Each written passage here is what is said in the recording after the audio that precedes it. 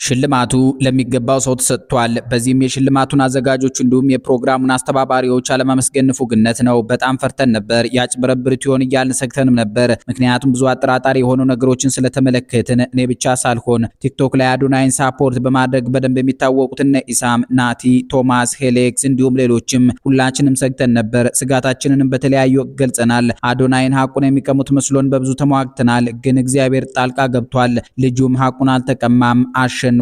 ሙግታችን መረባረባችን ፍሬ አፍርቶ ልጃችን አዶናይ በአራት ዘርፎች አሸንፏል። ከዚህም በተጨማሪ የመኪናውንም ሽልማት ወስዷል። በዚህም ሽልማት አዶናይ በአጠቃላይ ከ750 ሺህ ብር በላይ የገንዘብ ሽልማት እንዲሁም 3 ሚሊዮን ብር የሚያወጣ የቢዋይዲ ሴጉል መኪና ተሸልሟል። አስታውሳለሁ ሌሎቹ ቲክቶከሮች ለዩቲ ሲረባረቡ ከታዋቂ ቲክቶከሮች ውስጥ አንድም ሰው እንኳን ከአዶናይ ጎን የቆመ አልነበረም። እኔ ይገርሙኝ ነበር የዩቲን ቪዲዮዎች ሌሎች ታዋቂ ቲክቶከሮች በተደጋጋሚ ሪፖስት ሲያደርጉ የአዶናይን ቪዲዮዎች ግን ከታዋቂ ቲክቶከሮች ውስጥ ሪፖስት የሚያደርግ አንድም ሰው አልነበረም። አንዳንዶቹ ቲክቶከሮችማ ኮምፕሌክስ ይሁን አሊያም ደግሞ አዶናይ ጥላጠላብን ብለው አስበው ይሁን ብቻ ልጁ ሊገፉት በብዙ ሞክረዋል። ህዝቡ ግን ከአዶናይ ጎን ነበር። እኛ ከአዶናይ ጎን ነበርን። ወንድማችን የስኬት ጫፍ ላይ እንዲደርስ በየፊናችን የምንችለውን ነገር በሙሉ በማድረግ ጭምር ከጎኑ ነበርን። አዶናይ ህዝብን ይዞ ነው ያሸነፈው። በህዝብ ልብ ውስጥ ገብቷል። እኛም እዚህ ፌስቡክ ላይ በቻልነው መጠን አዶናይ ለሰራው መልካም ስራ ሪኮግኒሽን ከመስጠት ጀምሮ እስከ ማስተዋወቅ ድረስ በብዙ ለፍተናል። ይህችን ቀን እንድናይ የረዳን ልዑል እግዚአብሔር ስሙ የተመሰገነ ይሁን። ስንት ነገር እየተባልን በተለይ እኔ ስንት ብዙ ነገር እየተባልኩ እናቴን እየተሰደብኩ እናቴ ትግራዊት ስለሆነች ስስኮኔን እናቴን እያነሱም በብሔር የሚሰድቡኝ አንዳንድ ስድ ሰዎችም ነበሩ። ግን እልህ ነው የሚያስይዙኝ። እኔ እልህኛ ነኝ። ስሰደብ እልህ ነው የሚይዘኝ። አልፈታም። እየተሰደብኩኝም ቢሆን አዶናይን ከማበረታታት ይህንን ቅን ወንድሜን ከማገዝ ወደ ኋላ አላልኩም። ስድብ እኔን አይሰብረኝም፣ እንደውም እስቃለሁ። ምክንያቱም ስለ እውነት ሀቅን ይዤ እስከተናገርኩ ድረስ የዩቲ ደጋፊዎችም ሆነ እኔ ላይ ፐርሰናል ጥላቻ ያለባቸው ሌሎች ሰዎች ለማሸማቀቅ ቢሞክሩም እልህ አስይዘውኝ እስከ መጨረሻው ታግለናል። አዶናይ ህዝብ ይዞ ነው ያሸነፈው። ደግሞም ይገባዋል። ስለሚገባው እኮ ነው እኛ የምንሟገትለት፣ እንዳይዘርፉት አደገኛ ጥራጥረን የምንዋጋለት። አዶናይ ልጅነቴን ያስታውሰኛል። በ9 ዓመት በልጧለሁ እና በሱ እድሜ ያለሁ እኔም ልክ እንደሱ አይነት ልጅ ነበርኩ። ኤነርጄቲክ ነበርኩ። አዶናይን ሳይ ራሴን ነው የማየው። ስቲል አሁንም እንደዛ ነኝ። የዋህነቱ፣ ሂዝ ፖዚቲቭ አቲቲዩድ፣ ቀናነቱ፣ ትህትናው፣ ሰው አክባሪነቱ ራሴን ነው የሚያስታውሰኝ። የኔ ባህሪና የሱ ባህሪ በተወሰነ መልኩ ይመሳሰላል። ለማንኛውም የአዶናይ ወዳጆች፣ ደጋፊዎች እንዲሁም የሱ ስኬት የሚያስደስታችሁ በጎ ሰዎች በሙሉ እንኳን ደስ አላችሁ፣ እንኳን ደስ አለን። አሳክተነዋል። እግዚአብሔር መረድቶናል። ከምንም በላይ ደግሞ ደስ ያለኝ የህዝብ ድምጽ መከበሩ ነው። በመሃል አንዳንድ አሻጥሮች የነበሩ ቢሆንም ከዛ በኋላ ግን ህዝብን ማሸነፍ እንደማይችሉ ሲያውቁት ለሚገባው ሰው ሽልማቱን ሰጥተዋል። እንደ ህዝብ መተባበራችን ውጤት አምጥቷል። በዚህ ሽልማት ህዝቡ ለአዶናይ ምን ያህል ክብርና ፍቅር እንዳለው ለማየትም ችለናል። ከመጀመሪያውኑ ጀምሮ ብዙ የተሞከረ ነገር ነበር፣ ግን እግዚአብሔር ጣልቃ ገብቶ የተሞከሩ ሙከራዎችን አክሽፎልናል። ተቋማት ሳይቀሩ ብዙ አሻጥር ሞክረዋል፣ ግን አዶናይ ህዝብን ይዞ ዘርሯቸዋል። በዚህ የምንረዳው አንድ ነገር ቢኖር ህዝብ ፓወር እንዳለው ነው። ከህዝብ የሚበልጥ ነገር የለም። አዶናይን ህዝብ አንግሶታል። ህዝብ ያነገሰውን ማንም ሊጥለው አይችልም። አዘጋጆቹም ስማርት ሙቭ ነው የወሰዱት። ምክንያቱም ዛሬ አዶናይ ባያሸንፍ ኖሮ ከዚህ በኋላ የቲክቶክ ክሬቲቭ አዋርድ ዝግጅት የሚቀጥል ሁሉ አይመስለኝም። ከባድ ነገር ነበር የሚፈጠረው። የዚህ ዓመቱ ሽልማት የሚገባው ለሱና ለሱ ብቻ ነው። በዚህ ዓመት እንደ አዶናይ ተጽዕኖ የፈጠረ ሰው የለም። ትክክለኛ ተጽዕኖ ፈጣሪ ማለት አዶናይ ነው። he is the most influential social media content creator of the year እና ኢንፍሉዌንስ ማድረግ ደግሞ ኮንተንት ነው። አዶናይ ኮንተንት ክሬተር አይደለም የምትሉና የኮንተንት ትርጉም የማታውቁ አንዳንድ ሰዎች ታስቁኛላችሁ። ኮንተንት ክሬት አድርጎ እኮ ነው ኢንፍሉዌንስ የፈጠረው። ስለዚህ አዶናይ ኮንተንት ክሬተር ነው። what he is doing is content። ዩቲናስን በሚገባት ዘርፍ በላይፍ ታይም አዋርድ ዘርፍ አሸንፋለች። የዚህ ዓመት ከሆነ ግን አዶናይ ነበር የሚገባውና የቢዋይዲ ሴጉል ሽልማቱን እሱ አሸንፏል። በዚህ ዓመት እንደ አዶናይ ማንም ሰው ቲክቶክን ብቻ ሳይሆን ሚኒስትሪ ሚዲያንም ሳይቀር ያነቃነቀ ጀግና ኢንፍሉዌንሰር የለም። ልጁ የሚገባውን ሽልማት አግኝቷል። ሁላችሁም ለአዶናይ የለፋችሁለት እንዲሁም ከእውነት ጎን ለቆማችሁ በጠቅላላ እንኳን ደስ አላችሁ። የዘመኔ ጀግና ወጣት አዶናይ ብርሃነ ኃይለ ሚካኤል እንኳን ደስ አለ።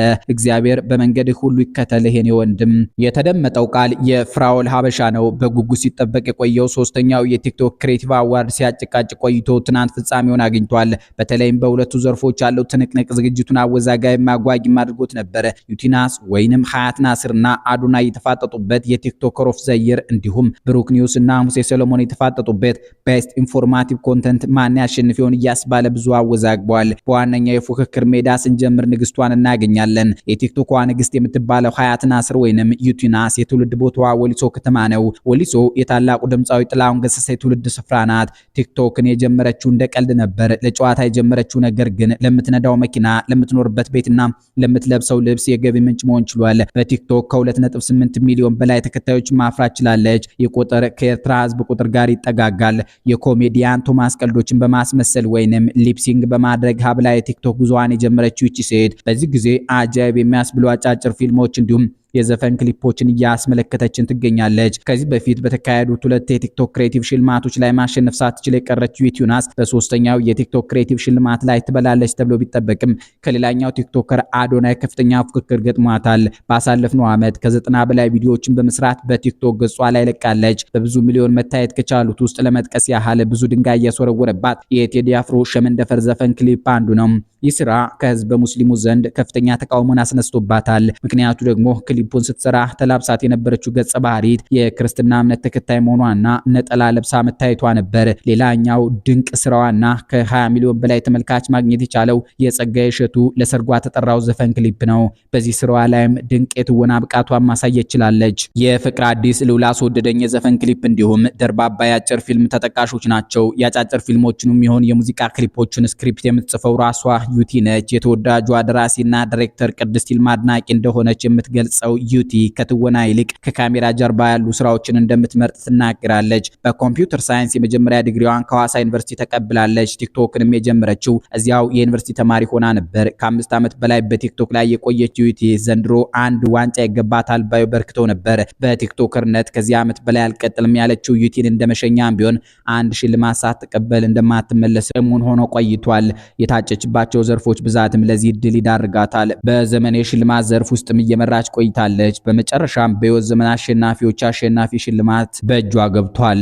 የዚህ ዓመት የቲክቶክ ንጉስ አዶናይ ተወልዶ ያደገው መቀሌ ከተማ ነው። ቤተሰቦቹ ልጥጥ ሀብታም ናቸው። ጉቦ ከፍሎ የሮቦቲክስ ውድድር ከሚወዳደሩ ልጆች ጋር ከአንዴም 2-3 አሜሪካን ሀገር ደርሶ ተመልሷል። ጫማ ከመቀያየሩ ብዛት ሌሎች ተማሪዎችን አስቀየምክ ተብሎም ከትምህርት ቤት ተባሯል። ለአብዛኛው ኢትዮጵያዊ ፊልም ላይ የምናየው አሊያም ህልም የሚመስለንን ኑሮ ቤተሰቦቹ ያኖሩት ነበር። የግል ሹፌር ገና 18 ዓመት ሳይሞላው ተቀጥሮለታል። ኤቲኤም መያዝና የመሳሰሉት ነፃነቶችን ያገኘውም በጩጨነቱ ነው። ነገር ግን ከዚህ ድሎች ጀርባ የሀብታም ልጅ መባል ያመጣበት ጣጣ በልጅነቱ ራስን ለማጥፋት እስከ መመኘት አድርሶታል። የሰፈር ልጆች አብሯቸው የሚማራቸውን ተማሪዎች ጨምሮ ሲያልፍ ሲያገድም የሚያገኙት ዱርዬዎች ገንዘብ አምጣ አለዚያ እንመታሃለን እያሉ ያስፈራሩት ከናቱ እየሰረቀ እስከ መስጠትም ደርሶ ነበር ይባላል። ይሄም እንደ ልጅነት ጠባሳ ሆኖበት ለከፍተኛ ፍርሃት እንደዳረገውና እስካሁንም ድረስ ሀብታም መባል ብር ይዞ መገኘት እንደሚያስፈራው ተናግሯል። አዶናይ በቲክቶክ ኮንተንቱ የሚታወቀው ሰዎችን በማነሳሳት ወይንም ሞቲቬት በማድረግ ነው። አንተ ማድረግ ትችላለህ እያለ ሳይሆን የህይወቱን ጉድለቶች፣ ስህተቶችና ውጣ ውረዶች እያሳየ ያነቃቃቸዋል። እኔ እንዲሆኜ ነበር በዚህ መልኩ አሸነፍኩት እያለ ያሳያል። በባለጸጋነቱ የሚታወቀው ይህ የ26 ዓመት ወጣት ለሚዲያ ተደፍረው ይነገራሉ ተብሎ የማይጠበቁ ጉዳዮችን በግልጽ ያወራቸዋል። ይህም በልጅነቱ ደረሰብኝ ካለው የፍርሃትና የበታችነት ስሜት ጠባሳ ራሱን ለማላቀቅ የሚጥርበት ስልቱ ነው። በምቾት መንደላቀቅ የለመደውና ወደ ወጣትነት የሚንደረደረው አዶናይ በአንዲት አጋጣሚ ለአራተኛ ጊዜ ወደ አሜሪካ ቀና። እንደ ቀድሞዎቹ 3 ጉዞዎች ግን ወደ ሀገሩ አልተመለሰም ነበር። ከጓደኛው ጋር በመሆን እዚያው አሜሪካን ሀገር መኖር ጀመሩ። አይደለም ስራ ሊሰራ ቀርቶ ስራ ሲሰራ ቆሞ አይቶ የማያውቀው አዶናይ ቆሻሻ መጣል ስራው ሆኖ አረፈው። ብዙ እንግልቶችና ስቃዮችን በታላቁ ሀገር ካየ በኋላ የኑሮ ፍቃድ በአሜሪካን ማግኘት ቀላል ስላልሆነ ወደ ካናዳ በሄድ የተሻለ ይሆናል ብሎ ወደ ካናዳ ቀና። አቅንቶ መጠለያ ካምፕ ውስጥ ለ2 ዓመት ኖሯል። ከዚያም ከወጣ በኋላ ብዙ ችግሮችን ያየው አዶናይ ወደ ቲክቶክ ዓለሙ ሲመጣ ለመጀመሪያ ጊዜ ሰርቶት ቫይራል የወጣለት ቪዲዮ ስለ ብቸኝነት እየተናገረ ብቸኛ ነኝ እያለ የተናገረበት ነው። ከዚያ በኋላ በርከት ያሉ የሞቲቬሽን ቪዲዮዎችን በማድረስ 2.8 ሚሊዮን በላይ ተከታይ ማፍራት ቻለ። አሁን 3 ሚሊዮንን ተሻግሯል።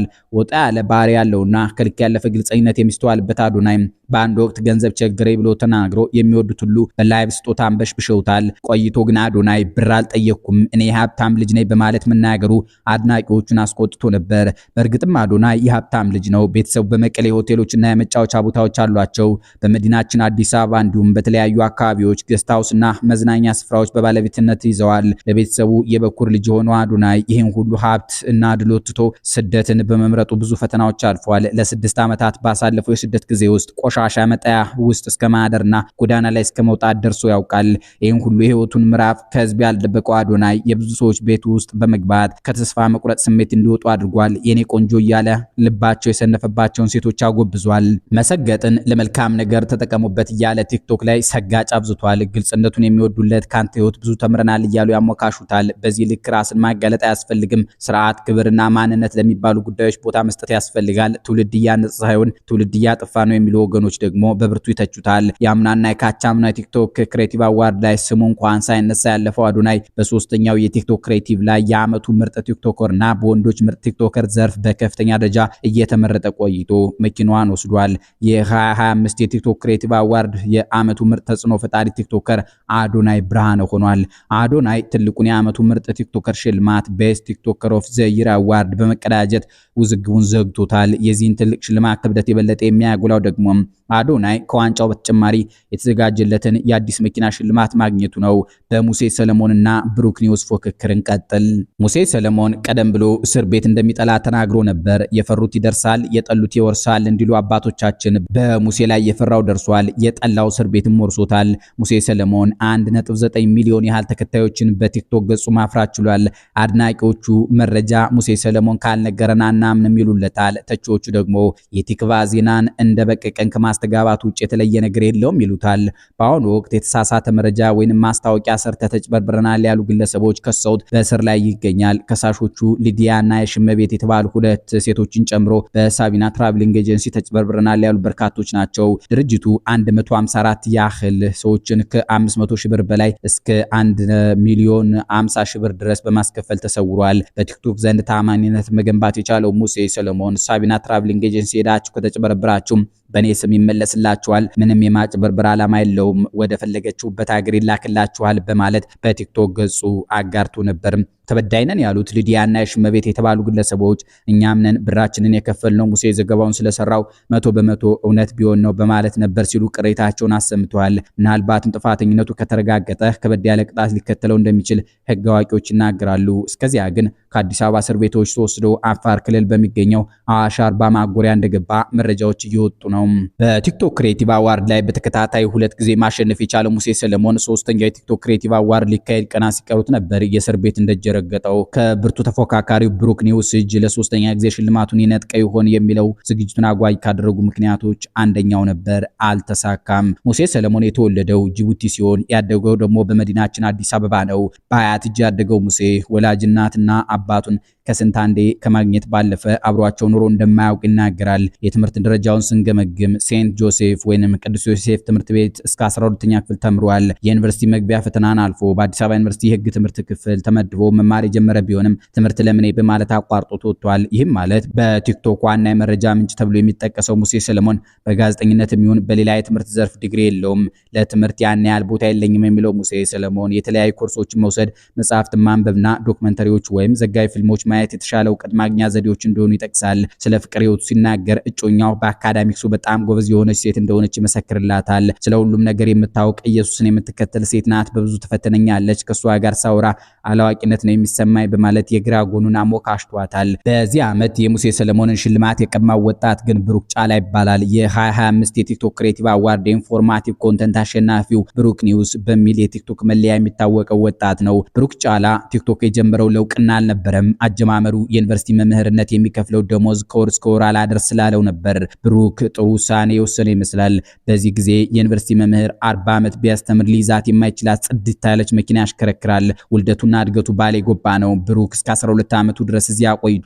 እናትና አባቱ ተከታትለው መሞታቸውን ተከትሎ ወደ ሻሸመኔ ወንድሙ ጋር ለማደግ ሄዷል። በትምህርቱ ጎበዝ የሆነው ብሩክ ጫላ ሐዋሳ ዩኒቨርሲቲ በመግባት በኬሚካል ኢንጂነሪንግ 3.71 ጥቅል ውጤት በማምጣት በከፍተኛ ማዕረግ ተመርቋል። ከዚያም በኋላ በአሶሳ ዩኒቨርሲቲ በመምህርነት ተቀጥሮ አሁንም ድረስ በማስተማር ላይ ይገኛል። ማስተርሱን ከአዲስ አበባ ዩኒቨርሲቲ ያገኘ ሲሆን 3.86 በማምጣት በከፍተኛ ማዕረግ ተመርቋል። በጋዜጠኝነት የትምህርት መስክ የጫነው ዲግሪ ባይኖርም ለታሪክ ወይንም ሂስትሪ ያለው ፍቅር ወደ ሙያው እንደገፋው ይናገራል። ወደ ቲክቶክ ዓለሙ ከመምጣቱ በፊት ዜና ለሚያሰራጩ የዩቲዩብ ቻናሎች ዜና መጻፍና ዜና ማንበብን ለብዙ ዓመት መስራት ችሏል።